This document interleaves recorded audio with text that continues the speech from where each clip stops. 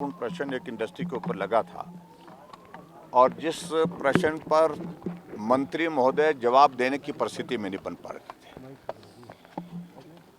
पिछले समय से जब से कांग्रेस हिमाचल प्रदेश में सत्ता में आई है, लगातार उद्योग यहाँ तो बंद हो रहे या यहाँ से पलायन कर रहे हैं।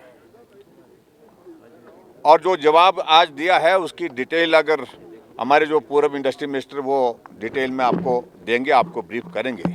लेकिन मैं सिर्फ इतना कहना चाहता हूं कि इंडस्ट्री का हिमाचल प्रदेश के विकास में एक बहुत बड़ा योगदान है। बेरोजगारों को रोजगार देने का बहुत बड़ा आधार है, बहुत बड़ा एक माध्यम है। ये भारतीय जनता पार्टी की सरकार है। अगर पूरे देश भर में 3 मेडिकल डिवाइस पार्क देने का फैसला हुआ तो एक हिमाचल प्रदेश को मिला। अगर पूरे देश भर में 3 बल्क ड्रग फार्मा पार्क देने का फैसला हुआ तो एक हिमाचल प्रदेश को मिला, जिसमें हजारों करोड़ रुपए का इन्वेस्टमेंट आकर के हिमाचल के बेरोजगारों को रोजगार मिलेगा।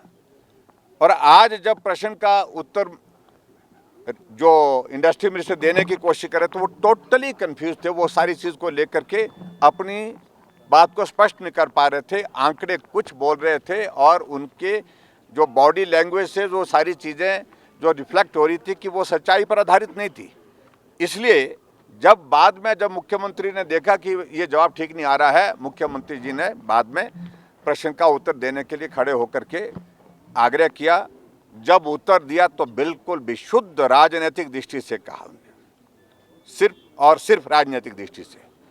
और जिन इंडस्ट्री में एक साइजेबल इन्वेस्टमेंट हिमाचल प्रदेश में आई और पूरे देश के सभी राज्यों में ये व्यवस्था रहती है, कोई बड़ा इन्वेस्टमेंट आता है तो उसके लिए कस्टमाइज्ड पैकेज दिया जाता है। कोई नई चीज़ नहीं की गई है, चोरी छुपे नहीं की गई है, ये खुलेआम की गई है। सारी चीज़ इसलिए की गई है क्योंकि पारदर्शिता के साथ पूरे देश पर भी इस तरह की व्यवस्था है। अगर इंडस्ट्री को अट्रैक्ट करना है हिमाचल प्रदेश में तो कस्टमाइज्ड पैकेज दिया जाता है, जहां एक बड़ा इन्वेस्टमेंट आ रहा हो, जहां इंसेंटिव मतलब उसमें इंसेंटिव दिया जाता है और उसके तहत हिमाचल प्रदेश में दिया गया है। और जिसमें वो मुख्यमंत्री जिस तरह के शब्दों का इस्तेमाल कर रहे हैं, हालांकि स्पीकर साहब ने बोला कि हमने वो एक्सपंज कर दिए हैं, मुझे मालूम नहीं एक्सपंज हुए कि नहीं हुए, लेकिन भ्रष्टाचार तो वर्तमान सरकार में हो रहा है इंडस्ट्री में। जो एक एक इंडस्ट्री को गुराही के लिए जिस प्रकार से हालात पैदा किए और इंडस्ट्री वाले हाथ जोड़ करके हिमाचल प्रदेश छोड़ करके दूसरे प्रदेशों में चले गए। और इसलिए मैं ज़्यादा नहीं कहना चाहता हूँ।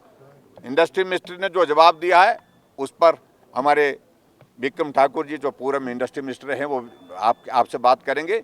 और ख़ास तौर से जो मुख्यमंत्री ने बोला है, मुख्यमंत्री का जवाब तो और हम आज जो है हाउस से वॉकआउट करके आए हैं इसी मुद्दे को लेकर के, खास तौर से क्योंकि मुख्यमंत्री हर बार इस बात को कहते हैं। और आज आपको बताऊं कि इंडस्ट्री को लूट करके ख़त्म कर दिया, बर्बाद करके तबाह करके उन्होंने छोड़ा है और इंडस्ट्री हिमाचल प्रदेश से बाहर जाने के लिए विवश हुई है। ये स्थिति है। तो इसलिए विक्रम जी से मैं आग्रह करूँगा वो बात करें। प्रश्न लगा था कि पिछले 3 वर्षों के अंदर कितना उद्योग जो है वो नया आया है, कितना उद्योग बंद हुआ है, कितने लोग बेरोजगार हुए हैं। तो उस सारे प्रश्न का उत्तर देने में उद्योग मंत्री जी को बड़े ज़्यादा कंफर्टेबल नज़र नहीं आए और उन्होंने सभी बातों का जवाब जो है वो ठीक तरीके से नहीं दिया। हमारे विधायकों ने यह भी पूछा कि क्या ये कारण है एक कि बिजली के रेट इतने बढ़ गए हैं जिसके कारण से इंडस्ट्री यहाँ से जा रही है। और ये सत्य है और ये सच्चाई है कि बिजली जो है महंगी होने के कारण से हिमाचल प्रदेश से जो उद्योग है वो जा रहे हैं। लेकिन बड़े दुख का विषय है, सही जवाब तो क्या मिलना था, लेकिन माननीय मुख्यमंत्री जी उठकर राजनीति करनी शुरू कर दी। उन्होंने वहाँ पर ये बताया कि पिछली सरकार ने जो इंडस्ट्री आई है कि उसमें किस प्रकार से गड़बड़ी हुई है। मैं आपके ध्यान में लाना चाहता हूँ कि जो कस्टमाइज पैकेज दिया जाता है वो केवल हिमाचल प्रदेश में नहीं पूरे देश के अंदर दिया जाता है जब कोई बड़ी इंडस्ट्री आती है। मैं पूछना चाहता हूँ आपके माध्यम से कि बताया जाए पिछले 3 वर्षों में एक भी बड़ी इंडस्ट्री हिमाचल प्रदेश के अंदर आई है क्या हिमाचल प्रदेश के अंदर कोई बड़ा इंडस्ट्रियलिस्ट यहाँ पे आया है क्या?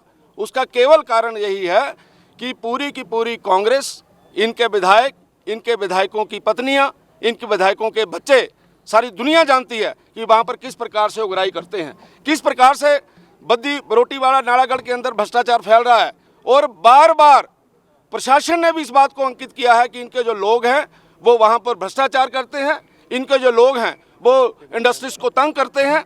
यही कारण है कि आज हिमाचल प्रदेश से जो इंडस्ट्री है वो भाग रही है, जहाँ से जा रही है।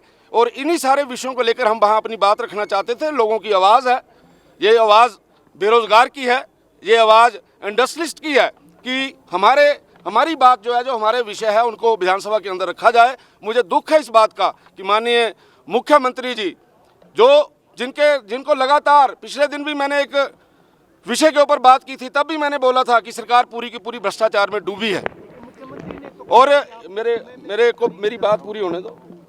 भ्रष्टाचार में डूबी है, कल भी हमने ये बोला था और आज भी मैं ये बोल रहा हूँ। कोई विभाग ऐसा नहीं बचा यहाँ पे भ्रष्टाचार नहीं हो रहा। लेकिन जो मूल बात है कि उद्योग जो है वो हिमाचल प्रदेश से भाग रहा है, जा रहा है, और बेरोजगारी जो है वो लगातार बढ़ रही है। बोलिए। मुख्यमंत्री ने तो उल्टे ये कहा कि आपके समय में भ्रष्टाचार हुआ है और कस्टमर पैकेज के नाम पे सरकारी संपदा की सरकार को अगर हमने लूट मचाई है तो वो लूट को रोक के, वो जो लूट हमने मचाई है उसकी सजा दें।